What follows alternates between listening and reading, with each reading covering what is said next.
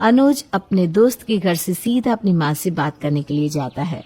वो कहना चाहता था कि माँ अब कैसे भी मेरी शादी करा दो, पर अनुज की माँ उसकी एक नहीं सुनती और अपनी ही चलाती रहती है। ये देखकर वो बहुत निराश हो जाता है। कुछ दिनों के बाद अनुज की फ्रेंड रिया घर आती है। रिया को देखकर अनुज काफी ज्यादा खुश था।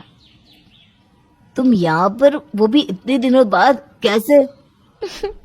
अब तो तुम मुझे याद करती ही नहीं, तो मैंने सोचा क्यों ना मैं ही मिलने आ जाऊं तुमसे। और वैसे भी मुझे तुम्हारी बहुत याद आ रही थी। अब तो मैं यहाँ पर कुछ दिन रहकर ही जाऊंगी। मेरे यहाँ रहने से कोई परेशानी तो नहीं होगी ना तुम्हें? अरे तुम भी कैसी बात कर रही हो रिया, तुम्हारे यहाँ रहने से भला मुझे क्यों परेशानी होगी? मैं तो बल्कि बहुत खुश हूँ तुम्हें देखकर। तुम्हारा जब तक मन करे तुम यहाँ पर आराम से रह सकती हो। इनफैक्ट मैं भी तुम्हारे साथ काफी अच्छा समय बिताऊंगा। रिया के आने से अनुज काफी ज्यादा खुश रहने लगा था और अब जब भी ऑफिस से आता तो सीधा रिया से बात करने लगता। ये सब अनुज की माँ देख रही थी। काफी समय बाद अनुज को इतना खुश देखकर उसकी माँ को भी अच्छा लगा था। कुछ दिनों बाद रिया जाने की बात करती है तो अनुज परेशान हो जाता है। अरे रिया, क्यों जा रही हो? तुम्हें पता है ना मैं तुम्हें कितना पसंद करता हूँ, और तुम भी तो मुझे कितना पसंद करती हो। अब तुम मुझे ऐसे यहाँ से छोड़कर तो नहीं जा सकती। मैं तुम्हारे बिना कैसे रहूंगा? हाँ अनुज, तुम बिल्कुल सही कह रहे हो। इस बात में कोई शक नहीं कि मैं तुम्हें पसंद नहीं करती, लेकिन मेरी भी तो बात समझो ना। मैं यहाँ इतने दिनों तक रह गई, लेकिन अब मैं किस हक से यहाँ रहूं? तुम्हारी दोस्त होती तो रह भी जाती, लेकिन अब मेरे दिल में तुम्हारे लिए प्यार आ गया है।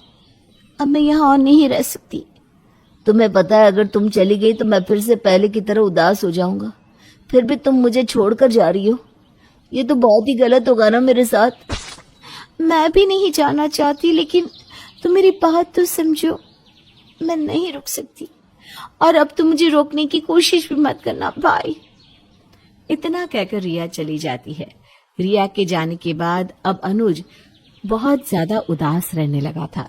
वो ज्यादातर अपने कमरे में ही रहता। ये सब अनुज की माँ देख रही थी।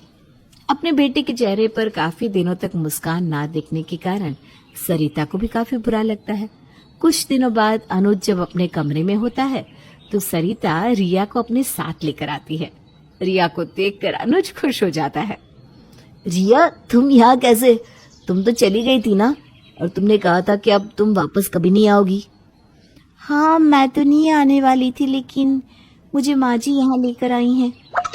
क्या? माँ तुम्हें यहाँ लेकर आई? हाँ जी, यहाँ लेकर आई। अब तक मैं बहुत गलत सोचती थी कि खुशी हमेशा पैसों में ही होती है, लेकिन जब रिया घर आई थी और मैंने उस समय जो अपने बेटे के चेहरे पर खुशी देखी थी, वो खुशी आज तक नहीं देखी।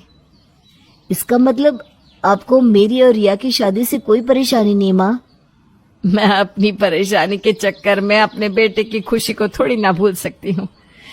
मेरे लिए बस मेरे बेटे की खुशी ज्यादा जरूरी है, और वैसे भी मेरी बहू कोई आम थोड़ी ना है, 1 करोड़ में एक है।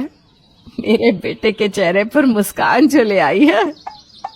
सरिता को आखिरकार अपने बेटे की खुशी के लिए खुद को ही झुकाना पड़ता है। Please like and subscribe my channel. Thank you.